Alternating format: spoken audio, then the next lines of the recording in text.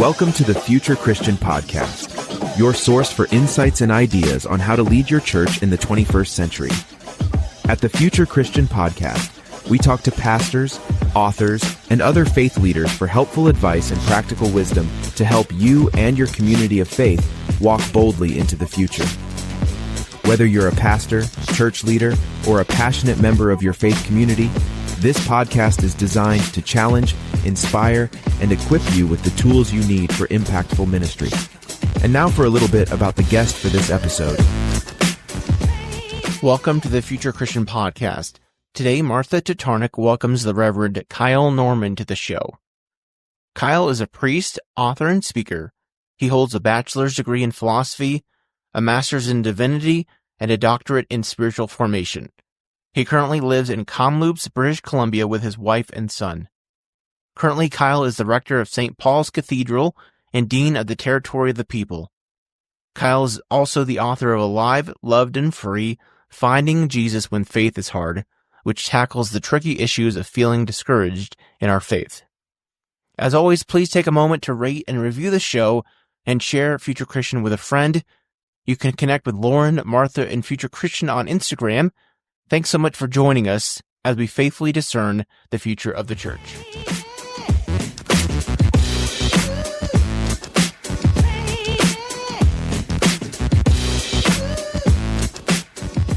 Welcome to the Future Christian Podcast. I'm your host for today's episode, Martha Tatarnic, and I'm so very happy to be joined today by the very Reverend Kyle Norman.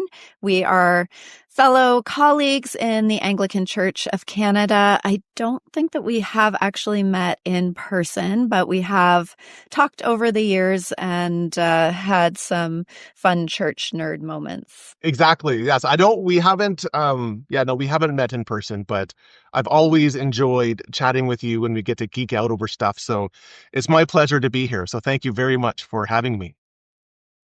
All right. Well, we have some exciting things to talk about today, namely your brand new book, Alive, Loved, and Free. But we're going to get to that in a moment because it's important to just give our listeners, our audience, a sense of who you are and what you're about. So, Kyle, maybe you can share with all of us a little bit about your faith journey, what that has looked like in the past and what that looks like now.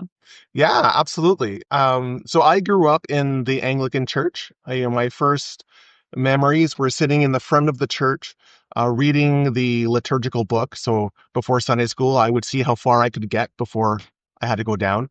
And so it was always... That really says a lot, I have to say. Yeah, exactly. And so just grew up in the church and spent some time as a youth worker, had the call to ministry when I was in grade 10. And then, Okay.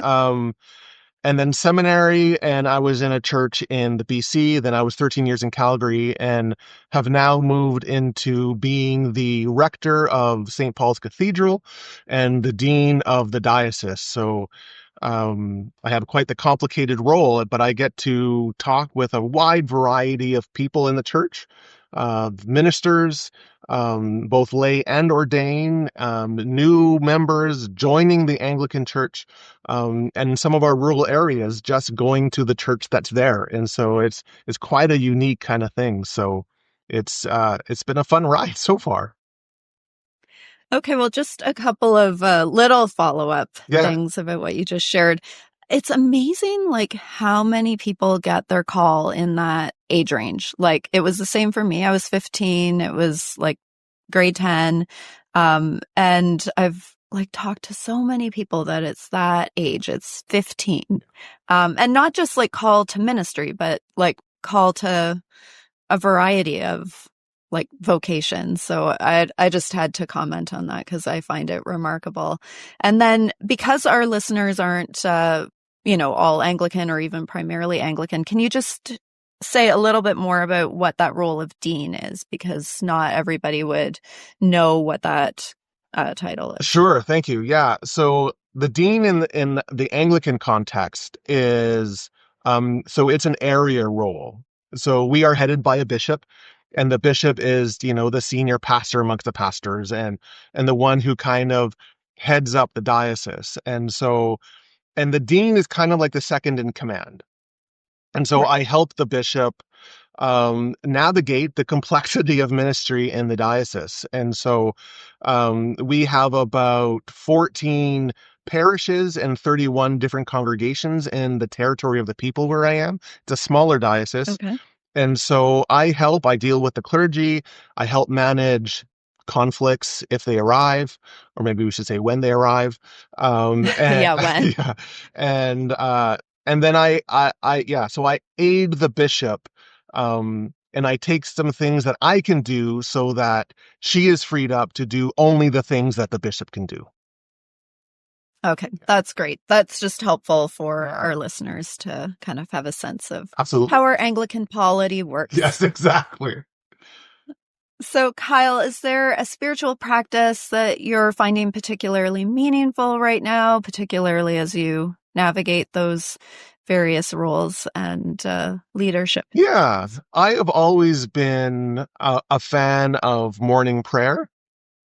Like, again, as an Anglican from the liturgical book, so not just praying in the morning, but doing this daily office. And so that's always been kind of sustaining for me, and it goes up and down depending on the busyness in the seasons, but it really helps me to be able to do that in the morning before I go to my phone, before I check my emails, before I do anything, to be able to go and sit down and engage in this time of prayer. It helps settles me and it helps prepare me for what I might be facing. Well, one of the things that I love about doing this podcast is noting those connections, like across the various conversations that we have. And, especially, because we have conversations across a variety of denominations. I have said this so many times that I feel like I'm beginning to sound like, an advertisement for the daily office, but so many people name that as like the practice that is grounding and like connecting for them, and not just Anglicans. Like, I find it totally remarkable. It's fabulous. Part of my when I did my doctorate, part of my doctoral research was taking a group of people and leading them in morning prayer for 10 weeks in this research study I had to do. And by week 3 or 4, the majority of them had said, this is a defining practice of my life. That Wow. is, one person said, morning prayer has hacked my morning, right? Because it reframed everything, right? And so it's really a powerful activity. So, future Christian listeners, if you haven't tried the daily office, it might be something to really consider, because I think that this is a message that we keep getting across our various guests. It's pretty cool. Absolutely. Okay, so like I said at the beginning, we are here to talk about your brand new book called Alive, Loved, and Free. And I am really grateful that you sent me an advance copy. I had an opportunity to read it. It is such a personal book, and it is such a pastoral book. Like, it is just like exploding with heart for God's people is how I would define it. Yeah. So maybe you can just get us into the premise of the book, especially like what prompted your writing it. Yeah. So the book follows my journey of dealing with or going through a period of time, which was the hardest kind of spiritual time that I've ever been a part of, dealing with my wife's cancer diagnosis and subsequent chemotherapy and all of that. And I'm very, very clear that this is my story as priest and as caregiver. It's not her story. She gets to tell her story. And I'm also clear, like, I had the better deal of this, right? Like, she had chemotherapy and nausea and hair loss, and, I struggled with prayer, right? Like, but, I was unprepared for the just the amount of spiritual upheaval I would end up in, having to walk with my wife through this. I talked about morning prayer, and I couldn't pray. Like that liturgy just dried up. And I had such a hard time dealing with everything that it really changed the way that I understand um, ministry and how to pastor people in the midst of this seemingly difficult time in their lives. Okay, so it was really like a matter of like the rubber hitting the road for you in terms of things that maybe had been theoretical or like at a distance, and suddenly you're living it. Is that fair to say? Absolutely. And, like it's easy. So my wife was diagnosed on Maundy, Thursday. And so part of this is also like part of the book takes my journey and my struggles and pairs it with the great 3 days. So Maundy, Thursday, Good Friday, and Holy Saturday. And that's how I structure the book. But yeah, up until that point, I could make my solemn meditations on Maundy, Thursday, and Good Friday from the ease of my seat, right? And it was all very, theological and biblical, and oh, it's so great, but it was very easy. And then in the midst of that time, feeling just almost probably for the first time, feeling this visceral, I have no clue what to do, and I have no clue where God is in the midst of this. And so very, very personal. And because we don't always talk about these kind of things in the church, in any sort of kind of real way, again, was completely unprepared for what was coming. Yeah, so let's pick that apart a little bit more. Like, what are the things that we're missing? Like, certainly we have a faith and a tradition that, keeps like our mortality and the frailty of life quite viscerally in front of us. We're recording this the day after Ash Wednesday, which, like we get to show up and be told you're gonna die. So sure. Yeah. Here's some ashes. It's not going to last forever, right? Like we have a lot of honesty in our tradition that I think is like quite in contrast to the world around us, which has a bit of an allergy to talking about aging and frailty and death. So like what would you identify as kind of the missing pieces like in what we're not talking about and how we're not kind of engaging people? Well, and that's I think it's hard to pick apart in some sense. I know that for myself, part of my struggle was that I had adopted a personality that, and maybe because I'm the priest, that I have to have everything put together. Right. And I have to have the answers and I have to be okay. And so when people say, Kyle, how are you doing? I just say, fine. Right. And I think, I brought that in as the priest, but I think so often we cultivate that in the community as well, that the community is the place that the church, even though we disagree with it and we know theologically it's not the case, but we, like, in practical terms, I think sometimes the community develops this attitude that this is the place to go when you have all the answers figured out and everything's okay. And you can sit in the pew with the people that are like you. And when people ask you, how are you doing? All they want is, I'm fine. And so when people come up against something, and I'm sure, as a pastor, I'm sure that you have found this as well, people enter into a time of discouragement or struggle, and they say, I have to leave the church. And once I figure it all out, well, then I'll come back. Well, 9 times out of 10, they don't. Right? And so rather than the church being this place, this gathering place where it's okay not to be okay, And it's okay to articulate that. And why we've developed that attitude, I'm not exactly sure, but I do know that there needs to be a willingness to articulate those deep hurts of the soul and those deep discouragements, um, and build a culture that says that these are the places in which we might actually find community more, but also find God in the midst of it. Yeah.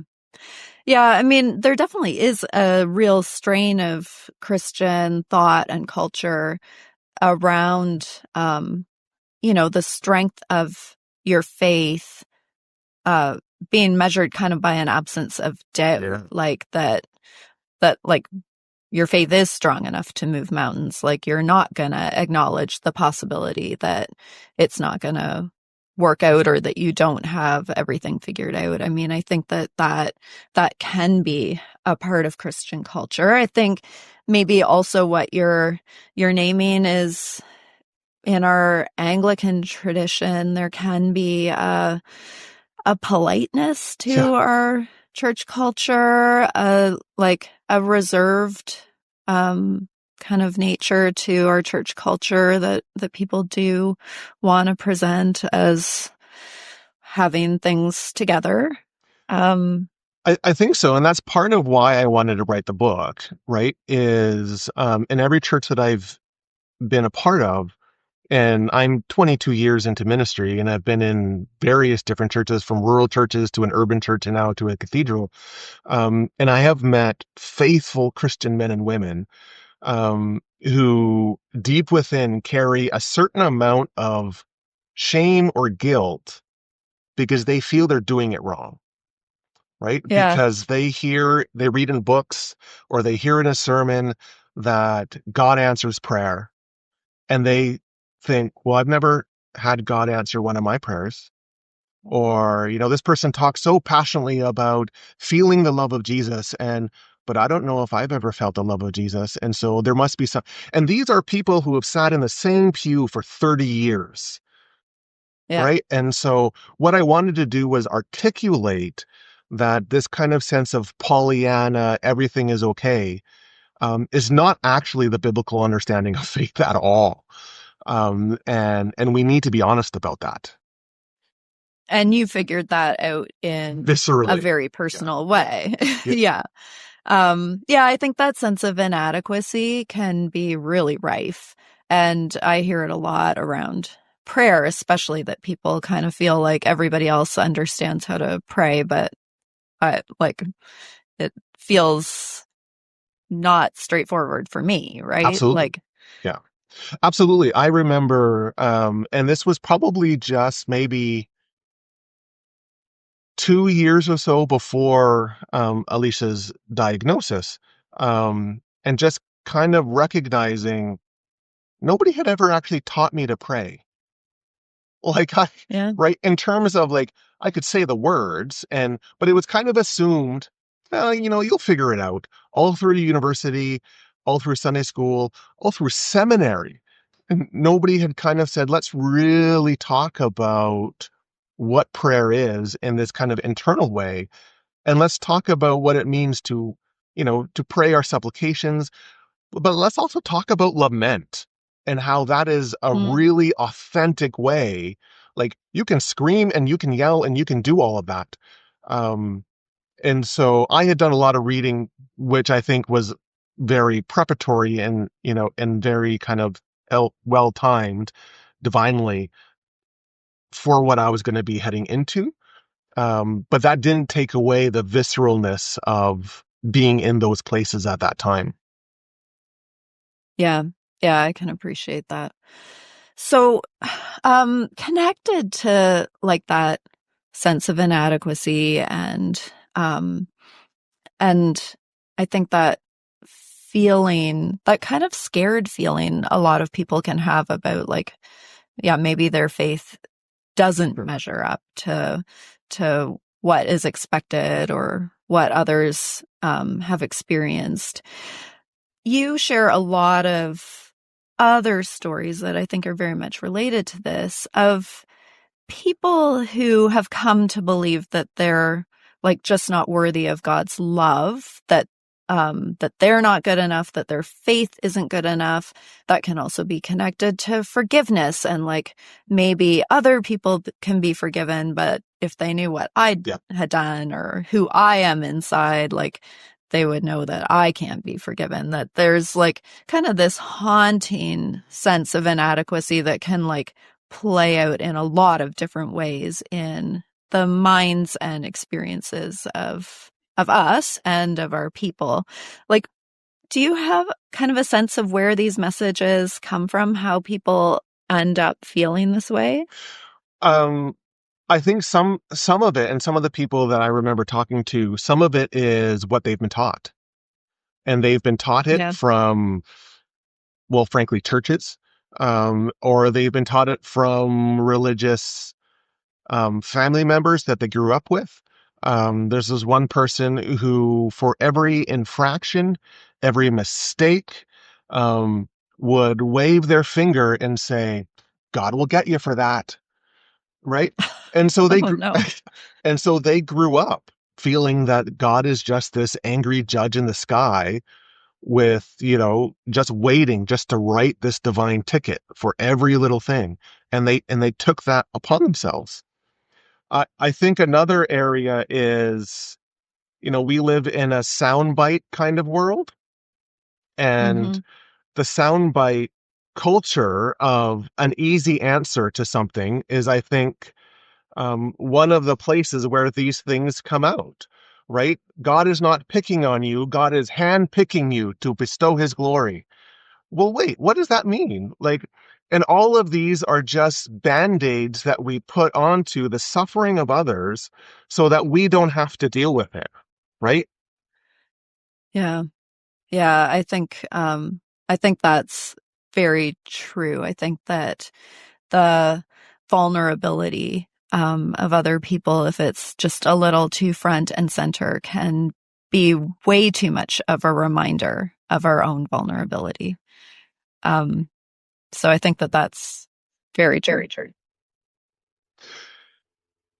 Yeah, I think so, right? I think that there is that kind of understanding of we don't want to deal with the stuff that is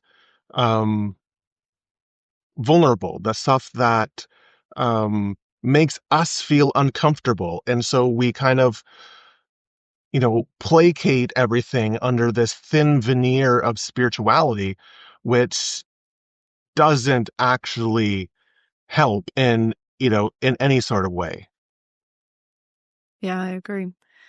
And the other thing that I think about a lot is that like churches by no means have a monopoly on making people feel inadequate and not good enough. Sure. Like that is, you talk about the soundbite culture, but like just spend some time on social media or ask like some of our kids who are growing up in a social media age how inadequate they feel on a regular basis, how much like we are bombarded with messages about all of the ways in which we really could and should be better. Oh, absolutely. Like, and it's a huge thing. I have this little reflection, and it was a very real thing, as somebody who's on Facebook, on somebody, on Instagram, realizing that Bobby Flay's cat has more Instagram followers than me. Like this celebrity chef's cat is killing it. And I'm like, what? Like, and it's just so easy because we live in a culture that says this is who you should be. And this is what you should be doing. That kind of message is ultimately condemning. And because we have built this world around us that says this, how can we not sometimes take those condemnations upon ourselves? And it's rife. It's everywhere.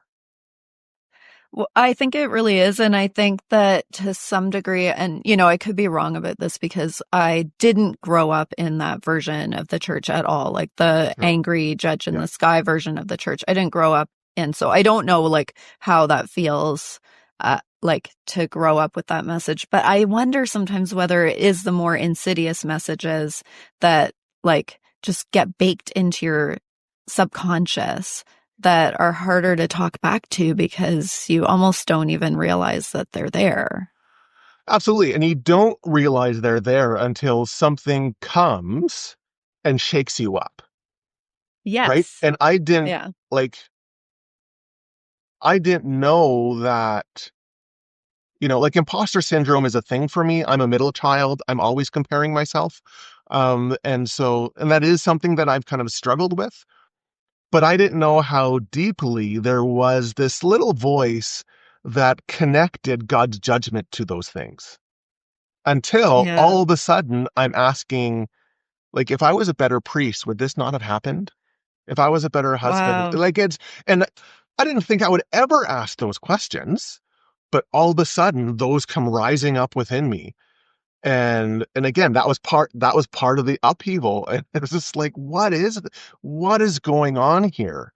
And then that really just kind of created, that was in 2015, we're now in 2025, that created a 10-year journey of me wanting to explore and write about this sense of discouragement in faith and wrestling in faith. And what if actually the position of faith is wrestling, and it's in the wrestling that we find that we actually are wrestling with the God who comes to us, right? And doesn't just leave us, doesn't just push us to the side, doesn't just wait till we have it all figured out, but is actually the one who comes and dwells with us in that moment.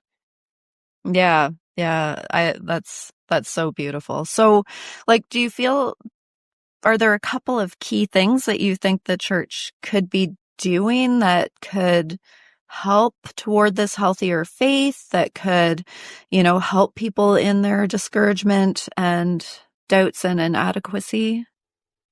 Yeah, like I think that, depending on how you, where you're asking that question from in terms of the church, right? So if you're asking from the position of church leadership, one of the things that I think that priests and pastors need to do is we need to be vulnerable and we need to be honest. We need to be able, and not this fake vulnerability, this fake honesty that says, oh, back in the day, well, that's when I was struggling, but now I have all the answers. We need to be willing to articulate, I don't know what to do, and I don't have the answers, and I need some help for whatever is going on. We need to be able to do that in order to create that culture that allows somebody to say, I hear myself in that. And then therefore, then community is built. And then I think for the church, I don't want to talk about programs or anything like that, but I do think we need to develop the capacity to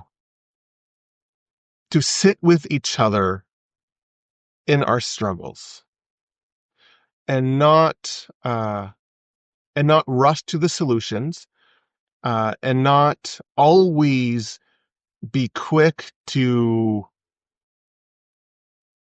kind of lay out the pathway, right? To say, oh, well, I've had that too, and this is how I went through it. And that might be true, fabulous, but that can feel condemning, as if, well, I've progressed, and when you progress too, then we will be able to chat about that.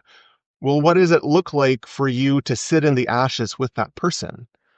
And like Job's friends, before they started talking, like just sit there, not actually pose any answers, and just be there in care and support, because that's what people are wanting for. They want to know they're not alone in whatever they're struggling with. And then in the midst of that, we grow in our capacity to find God in the midst of that. So,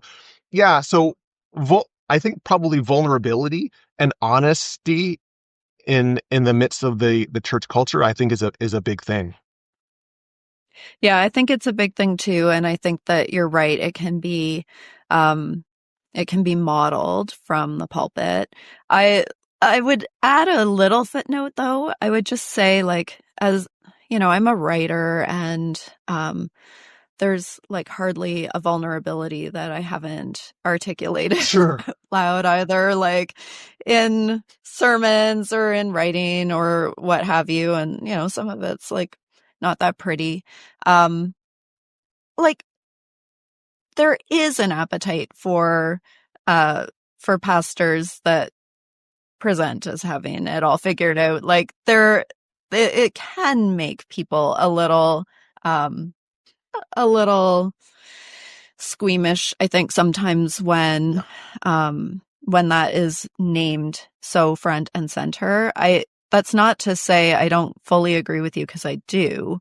I just think like leaders should be aware that it does come with some risks. Well, and it comes from some risk. And what we should say is that we're not talking about sensationalism either, right? Like there is, and we're not talking about working out your own stuff in the midst of people, right? Like there is a way in which you share your vulnerability in a way which puts its eyes on you, which is sensationalist, or in which you are using your congregation as your therapist, right? And that's unhealthy whatsoever, right?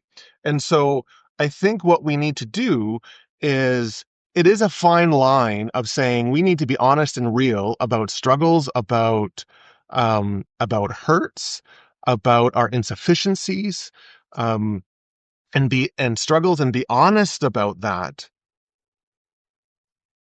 Also recognizing that in the pastoral relationship, that naturally creates a certain amount of boundaries. And we need to recognize what those boundaries are and work within those boundaries for our health, but also for their health too. Like that's just a loving thing to do. So it is, there is a nuance there that we need to recognize. You're right.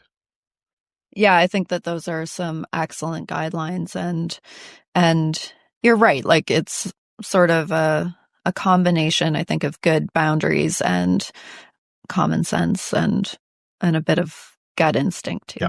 Yeah, exactly. Absolutely. Yeah. Yeah.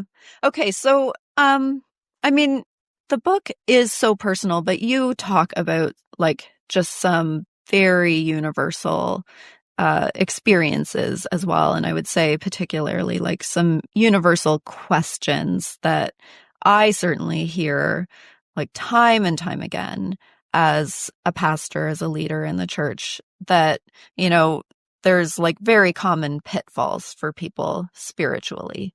And I like how you get into these pitfalls, drawing on a bunch of different resources, like your own walk of faith, the things that you learned through your wife's illness, the resources of the Bible and of our prayer life and of our worship life. Like it all, you kind of draw on all of it. But I wonder whether we can just talk about a few of these questions. Sure. And maybe you can just share what you have learned about what is helpful in how we respond to these questions when they come up, and maybe what's not helpful. So, you know, I think the first one and the biggest one and the most common one is like, why is this happening to me? Like, if God loves me, why would God do this to me? Or like, you know, I try to be a good person. Like, how can this, like, basically is like there no justice. Absolutely. You know, I remember wrestling with those questions in the midst of, you know, because you ask those questions in the midst of sickness and death and all that stuff. And so when my wife was going through cancer, I asked, why is this happening? And it dawned on me, wait a minute. If somebody were actually be able to say to me, okay, Kyle, Alicia got cancer because of this reason. This is the reason, and this is how it's going to work out, and all that kind of stuff. Right. Would that actually make it less painful? No. Like, that actually wouldn't help me at all. I actually think it would make things worse. And so I actually think that there is, and hopefully people understand what I'm saying, almost this beauty in the fact that we don't get an answer, right? Because when we try to put an answer, like Job's friends, we're almost probably 100% wrong. And so there's this, so it's wonderful that God doesn't give us an answer. God's response is to come to us. God gives us a presence, right? And so, that, nobody can, unfortunately, why is this happening? I can't say why this is happening. But what I can say, what I think the Bible says, what I think that I've experienced, is that in the midst of that question and asking that question, and as gut-wrenching and visceral as it is, God meets us in that. God meets that question not with a rationale, but with God's loving and grace-filled presence. Yeah. So that move away from like trying to litigate it to like helping people be attentive to God's presence. Yeah. And we can ask those questions. Job asked those questions. The psalmists totally asked those questions. So like rip away. Jesus did. Jesus like, did. my God, why absolutely. have you forsaken me? Yeah. So ask away, yell, scream, stomp your feet, do all of that. That is a faithful response. But we don't always get the answers, and it's actually okay not to have the answers because God gives us God's presence. Yeah, I like that. I like giving tons of permission for those questions to be part of faithful living. Yeah. But also the lack of answers to be part of it too. Yeah. So I think the next refrain that I hear a lot is pretty connected to that that piece around being more attentive to the presence of God. Like, what if I can't feel God's love? What if, like, I hear other people's spiritual experiences and they don't match up with my own? Absolutely. And I actually had someone, so the title of the chapter is "What If I Don't Feel God's Love?" And somebody actually asked me that after a service. The service was done. I preached, did the communion. The person came up to me afterwards and said, "Kyle, do you always experience God's love? Because I don't." And so what I articulated her in that brief moment and what I tried to articulate in the chapter, I have this phrase, God's love is a fact, not a feeling.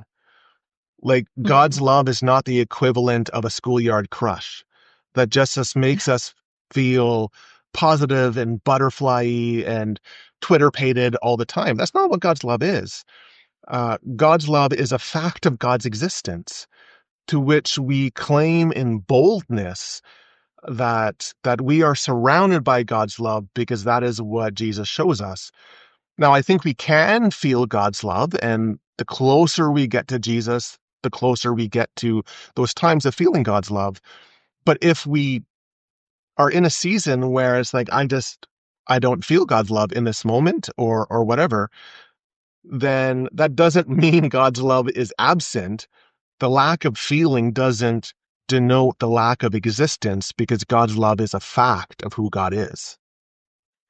Yeah, I like that. And I think it's probably also related to that culture change that you name. Like, I think the more that people can share the variety of ways in which they experience God at work in their lives, experience God's presence and love, I think the more that helps other people to find the language that works for their experiences as well. Like, to say it's not a cookie cutter kind of thing, right? Like, we don't all experience God showing up in the same way. Absolutely. Yeah, exactly. Yeah, definitely. What about forgiveness? What about people who think that they can't be forgiven? How do you respond to that? When I've recently had that question, and one of the things that I found myself reflecting on and doing is walking through them the parable of the unmerciful servant. And at least that first part, and just the dramatic of, Jesus tells a story of the servant who owes 10,000 talents. And I say, just let's stop there. That the whole understanding of 10,000 talents in those days was 10,000 was the biggest number. A talent was worth 20 years of wage. And so this servant owed the master like an equivalent of a gazillion dollars, right? And the whole point being, and what Jesus is trying to say, is that forgiveness is uncalculable, right? And so Right. there is nothing that we can do to work ourselves out of that forgiveness. And it's just not a thing. And, theologians, sometimes we can parse around what is the unforgivable sin, the blasphemy of the Spirit, and what does that mean, and blah, blah, blah. But if you're asking that question out of a desire to really, enter into the forgiveness of God, you're not committing, you're not blaspheming the Spirit. So let's not even worry about that. Sometimes I think what is hardest in forgiveness is not being forgiven, is accepting forgiveness, is daring to believe that it's true. And so I try to reframe it. I try to walk through that parable and say there is no, forgiveness is unlimited. It is always held out for us. There is no sense in which that forgiveness will be withheld. And so the question isn't you are unforgivable. The question that we can talk about is, what does it mean for you to accept it? And what does it mean for you to dare to live in the midst of that? And then that just moves the conversation in a different direction, which deals with struggles and whatever was going on in their lives. Yeah. Okay, let's do one more. So I think this is also a big one. Doubt. Yeah. People will tell me all the time that they're not very good Christians because they have lots of doubts, because there are things that they don't understand or things that they can't accept. There are lots of people who tell me that they're, not a believer at all because they, wrestle with certain doctrines or proclamations. So what's a helpful response to people's doubt? Well, the helpful response is twofold. One is we need to remember that Israel is wrestling, right? And so Israel is named Israel because he wrestled with God, right? And so that sense of wrestling with something we don't understand, wrestling with where is God, wrestling with I don't get this doctrine, that's actually a faithful response. And so you can lean into that. You can recognize that you are faithful and still have some doubts, and that's okay. But then I also like to talk a little bit about doubting Thomas.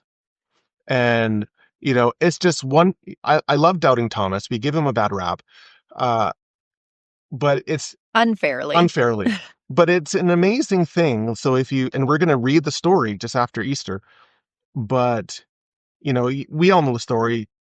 Thomas says, oh, unless I put the nails in my hands and blah, blah, blah, and all this, I'm not going to believe. And so we kind of lean into that. But there's this little phrase in the text that says, after 8 days, Jesus returns and Thomas is amongst them. Okay, wait. So for 8 days, for a whole week, Thomas is in a place where he doesn't know what to believe. And he doesn't believe in the resurrection, and he doesn't get it, and he doesn't understand how all this works out. But he is willing to journey with a community as they talk about the story, as they sing the hymns, as they pray for each other. And Thomas is there saying, I don't get it. But he's willing to journey with them. And then at some point in the journey, he meets the risen Lord. And so just because you have a doubt, and it might even be a big doubt, again, that doesn't mean you have to separate yourself from the community. Keep a part of the community, and it might actually be in the midst of might not take 8 days. It might take a little bit longer, right? But in the midst of that community, as you sing the community songs, as you join with the people, and as you listen to the stories, it might be in that context that you meet the risen Lord, as opposed to, I'm going to leave and be by myself, and then once I figure it out, then I'll come back. It might actually be in that place that you meet the risen Lord and you find the answer that you're looking for. Yeah. And, I think further to that, I think we really need to frame in the context of community the gift of doubt, because if it, when communities get way too hyped up on certainty, that can result in a lot of Absolutely. hysteria and bad behavior and so on. That gift of belief and doubt all sort of working itself out in discernment in a community. Thomas plays an important role in the post-resurrection days of okay, what is this? What is going on here? That's a really important question. Did everybody just have a collective delusion, or is there something real here? So yeah, I think I think framing that communally and framing that scripturally is so important. Well, and for the church community as well. So Thomas does believe, my Lord and my God. But then it's not all roses after that. The community still struggled. No. They still had to work really hard against all sorts of things that they never thought they'd have to deal with and try to figure it out. Circumcision versus uncircumcision, barbarians, Scythian, all of this kind of stuff. And some places they did very, very well. And some places they had to work really hard to maintain the community. And so articulating the gamut of doubt and struggle within the Christian experience as a whole, I think is important. Yeah, I think that is absolutely true. And, I think that can be very much in the category of discouragement, spiritual discouragement, if people think that they're going to have this moment of clarity, this moment of revelation, that is just going to settle everything. And then you've arrived, then everything is figured out. We never get to just arrive. We always are a work in progress. Absolutely. And that's a beautiful thing. But also we need to articulate that means that we're always moving into, in some sense, another place of uncertainty. Right. And as we need to figure out, okay, so where does my life with God, what does that mean in this new place? Yeah. Yeah. Yeah. I think, being clear about expectations is really important. So what has changed for you most as a church leader through this 10-year journey, through writing this book? What's the biggest takeaway for you? I think for me, the biggest takeaway for me is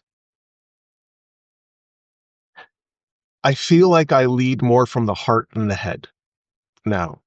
And yeah, I like that at the beginning, I really appreciated that you said that the book is a pastoral book, and you said that there's a lot of heart in it. And that makes me feel good, because I think, not that I was this overly heady person, however, but I can find it easy just to live in my head. And so I think I have grown in my capacity to be that heart-filled presence for a person, rather than the learned theologian, if that makes sense. And so I think I've grown in that capacity, and I think that's only made me a better preacher.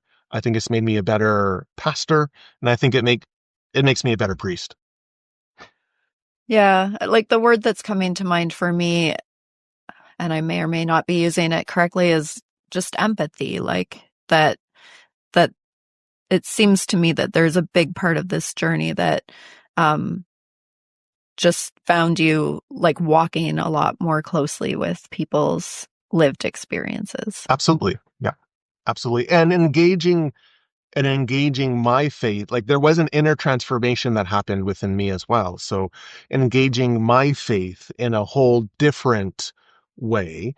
And not that I didn't have my personal relationship with Jesus before, but I would say it's stronger. It's maybe more else. I would maybe say it's more intense, but it's also more personal, more emotive now than before. So the corollary to that question is, what would you want the biggest takeaway to be for the church? What would you most like the church to be communicating? That's a good question.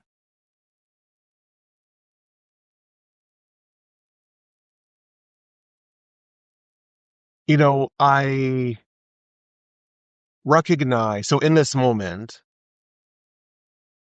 I recognize that there's a lot of anxiety in the Western world. We're in Canada. Your listeners are probably some in the States as well, and I have friends in the States, and like tensions are ramped up, and I think it's tempting on each side for the churches to articulate a position, right? To articulate something that we can say that will make it make sense and help us navigate this. And what I'm feeling in this moment is perhaps the place is not articulating the right answer, the right position, but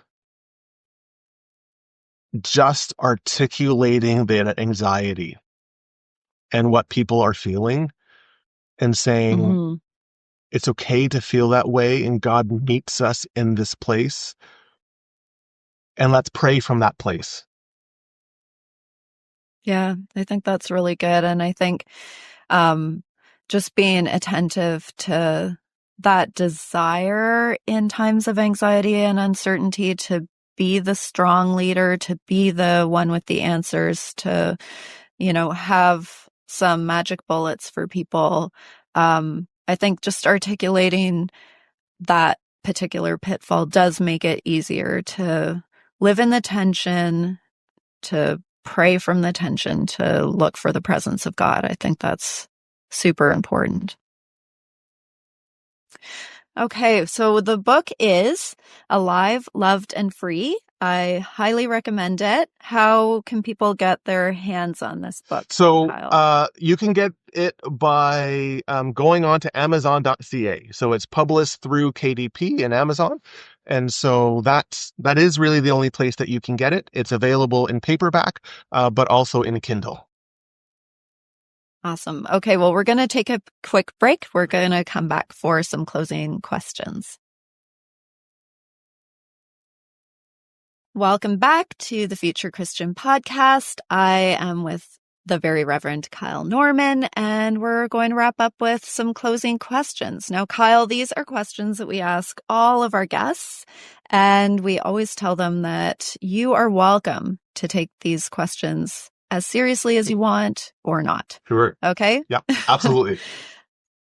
So, Kyle, if you were Pope for the day, what would that 24 hours entail? Well, it would definitely be riding around in the Pope Mobile. Like I would hit a drive-through. Honestly, I would do that. I think if I was Pope for a day, I would want to try to get together some Christian leaders and just say, brass tacks, our divisions are not helpful. How can we work together? And just let's have those conversations. All right. In the Pope Mobile, maybe. In the Pope Mobile, as we go through McDonald's. I don't know. Well, that could be the hook. Yeah. The invitation comes with. Exactly. The drive-through and the Pope-mobile. How could anybody resist? Yeah, exactly. Okay, who is a theologian or historical Christian figure that you would want to meet, have a meal with, bring back to life? Well, what I would, there's so many, but Dietrich Bonhoeffer. I would, because I think what he articulated in his life in terms of state religion and how it was responding to oppression and violence and autocracy and all that stuff is what we are seeing today. And so if there's anybody who could help peel back the onion layers a little bit, I would say, here's a beer, go. Right? And just have a chat with him. Yeah. Yeah, I would say that answer has been coming up a little bit more lately. And I do think that it is a measure of the time and space that we're in right now. Yeah. What are your hopes? Oh, sorry. What will history remember from this current time and place? Ooh. I think history will remember the rise and fall of social media. Okay. I think, what was it? Like TikTok was canceled for 24 hours and people went nuts. And so I think from the standpoint of 100 years from now or 200, when they look back, I think it's going to be social media is a thing, but I think it's going to rise and it's going to come crashing down or replaced by something new. And I think that's what people are going to remember.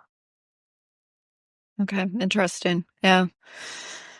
What are your hopes for the future of Christianity, for the future of the church? My hopes for the future of the church is a growth in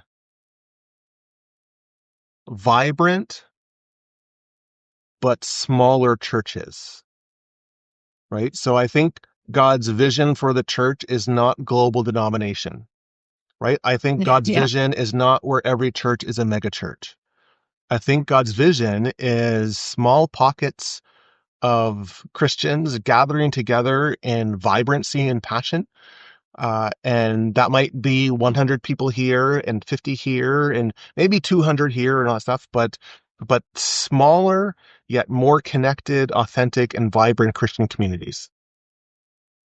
Beautiful. Kyle, where can people find more about you?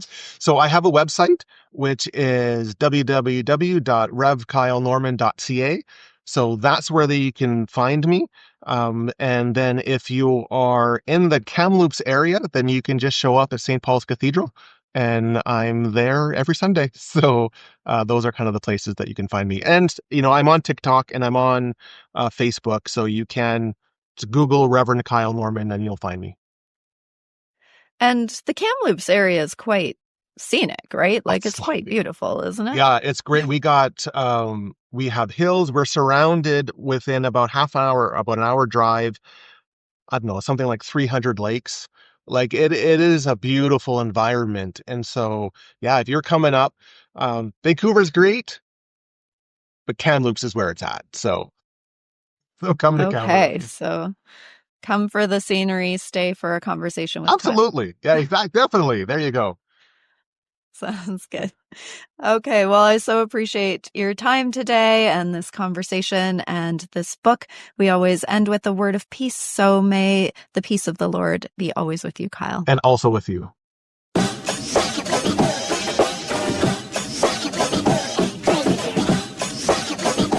Thanks for joining us on the Future Christian Podcast. The Future Christian Podcast is produced by Resonate Media. We love to hear from our listeners with questions, comments, and ideas for future episodes. Visit our website at future-christian.com and find the Connect with Us form at the bottom of the page to get in touch with Martha or Lauren. But before you go, do us a favor. Subscribe to the pod to leave a review. It really helps us get this out to more people. Thanks, and go in peace.